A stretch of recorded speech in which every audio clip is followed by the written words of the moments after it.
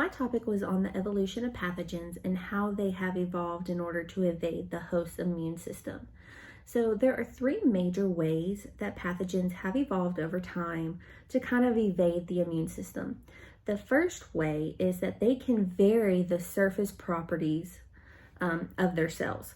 So one of the major ways that they do this is by changing the surface proteins. Typically, when a pathogen has entered the body and an immune response is triggered, the antibodies search out the protein on the pathogen, and that's where they bind, and that's how they destroy the pathogen. But if the cell can change those surface proteins, then that particular antibody is no longer effective, and your immune response has to come up with a different antibody in order to attack that. And so the cells are constantly changing the surface proteins in order to evade the immune system. The second way is by actually living inside the host cells or even the immune cells. So there are several different kinds that do this. For example, listeria will actually travel from macrophage to macrophage, and they stay inside those macrophages, and they never actually enter the extracellular material or environment. So an immune response isn't actually triggered because they are not ever on the outside where the immune cells can get to them. Microbacterium, which causes leprosy, is kind of a similar thing. It originates in nerve cells, and it transforms those nerve cells into stem cells. Those stem cells are then allowed to travel into muscles, which causes the symptoms for leprosy. The third way is a really big one. These pathogens have actually figured out ways to trick or to disable the immune response itself. A lot of pathogens, a lot of bacteria, viruses, parasites have developed something called cysteine kinase. And this kinase will actually allow them to control the immune response. They can destroy antibodies. They can control the types of cells that are being sent out to answer the immune response. So there's a lot of different ways that they interact with the immune system to kind of shut it down. Another big way is by inhibiting the actual signaling of the immune response. So the video talked about two major examples that kind of utilized different properties. The first one was Plasmodium, and this is a parasite that causes malaria. And so at different stages, the parasite will live in different places. It lives in the blood, it can live in the actual red blood cells themselves, and it can live in some liver cells.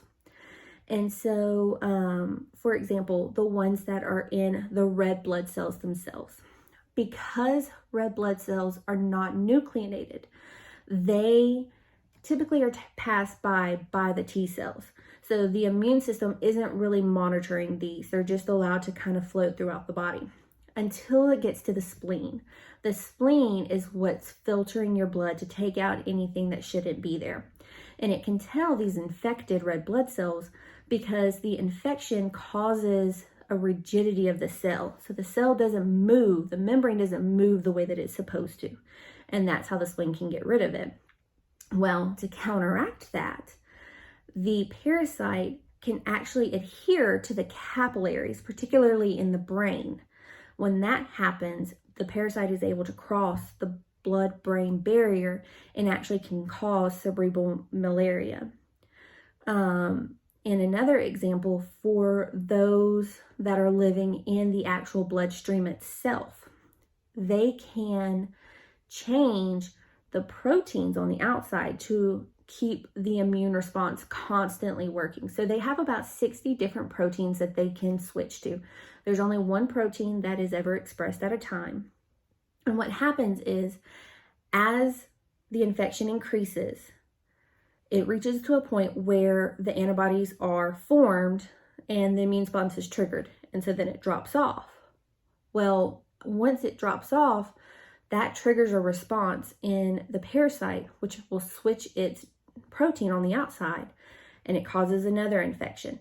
And so you just get this wave of different infections, and the immune system is always just lagging right behind it. It can't ever keep up because there's so many different proteins that it's having to form new antibodies. And so that's one of the reasons why malaria is such a devastating disease if it isn't properly treated. Without the proper medication, it's just so hard for your body to fight it off. Another thing that they talked about was trypanosomes. And trypanosomes are very interesting for scientists.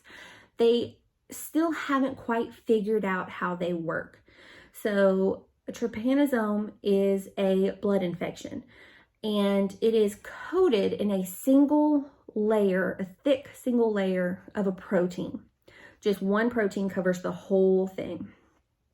And they have found that there's about 1,500 genes for these proteins.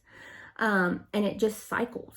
It just constantly is moving from one protein to the next. The whole cell just changes all of the proteins from one to the next. And so these are typically silent genes. They're not expressed in any other way. Some of them are pseudogenes, where they're just kind of, these genes are just really in the background. They're not expressed or out there in any other way. And scientists cannot understand what triggers the change. In the Plasmodia, they understand what was causing the change.